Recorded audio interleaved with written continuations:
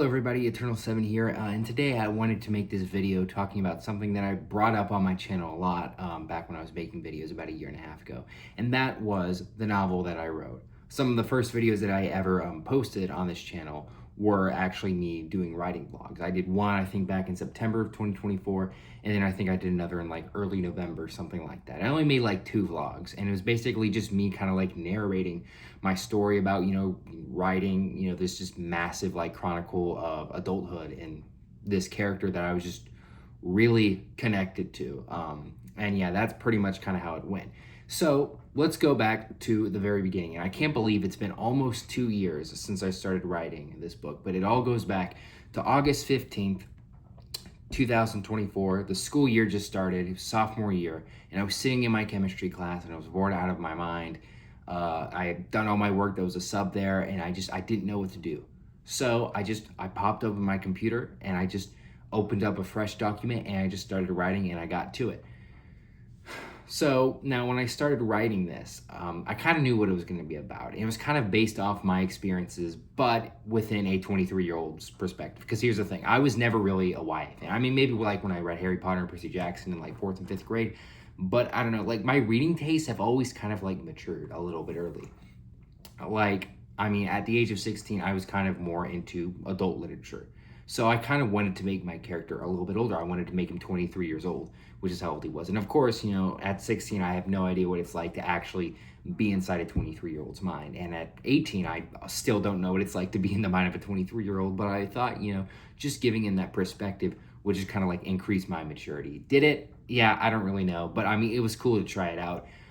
So I just started writing, and it was basically about this guy who's working as a groundskeeper for this college, pretty much. And he's kind of like thinking about life, and he's trying to find enjoyment, and he's trying to kind of like reduce the monotony by, well, not thinking it as monotony, but kind of like treating it as this game and what creates that enjoyment.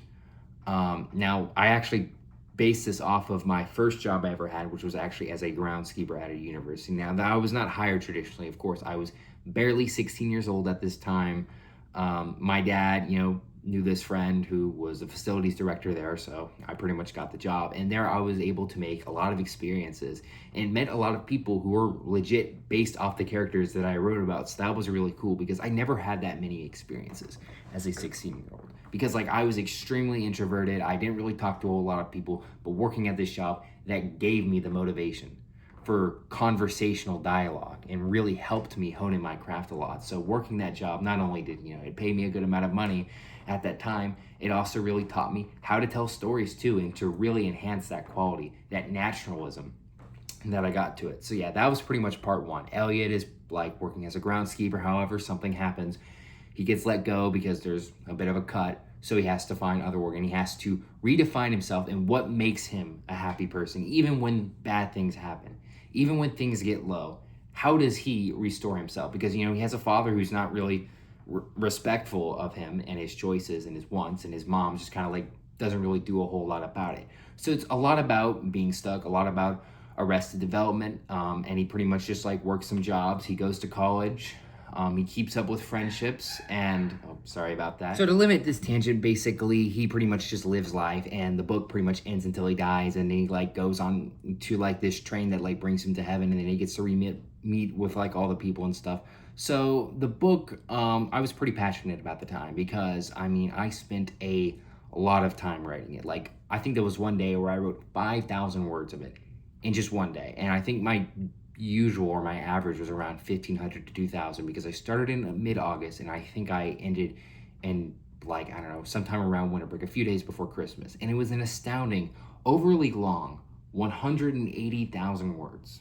Let's be honest, a lot of books that are even considered long in classical literature are that length, or even sometimes a bit shorter. Now for Google Docs and the spacing I was using, which was about 1.5, it only showed about 400 pages, but like on a lot of standard prints, that would be about 550, maybe 500 at the very least, if the spacing and the pages are big. But like it was just absolutely crazy how I had absolutely no filter on it at all. And when I was going back trying to edit it, I almost got a little bit discouraged because it was just so overly bloated. And you know what's funny is that, for a man's entire Odyssey, it feels like a lot of stuff is rushed. A lot of very important, a lot of very riveting scenes are just kind of like blown through. But then there's other paragraphs that describe the same message multiple times. Like literally, like this shit could go on for like 5 paragraphs. And it is the same message. And the main character, because I did do first person, because first person is the most natural to me, he does not stop saying the same stuff. And sometimes the scenes just don't have enough momentum. They don't have enough rhythm to really like control themselves. But I think another issue that I kind of have with the novel and what made it so hard to really revise properly is that one, I didn't have the motivation because I'm not really a huge fan of editing, but also two, it's just that it seems so unfixable because it didn't really have a clear thought. It was very like typical just man just trying to find the meaning of life, and he just kind of figures out the same thing that he found out before.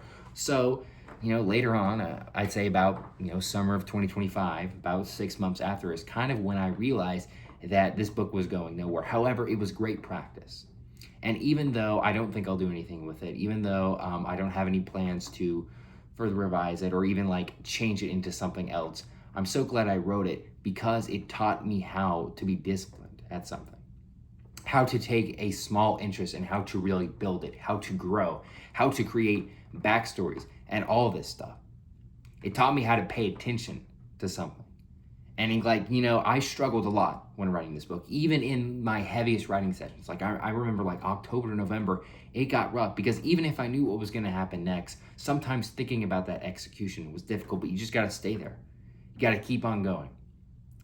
If it's something that you really care about. Now, if it, like I think I might have mentioned this in a video before, if it's something that you are truly not holding on to, then it is okay to let go. But I knew this book was something that had to be completed. So, my personal opinion, if you are a young writer, if you are in high school and you have the idea to write a novel, please go on for as long as you possibly can.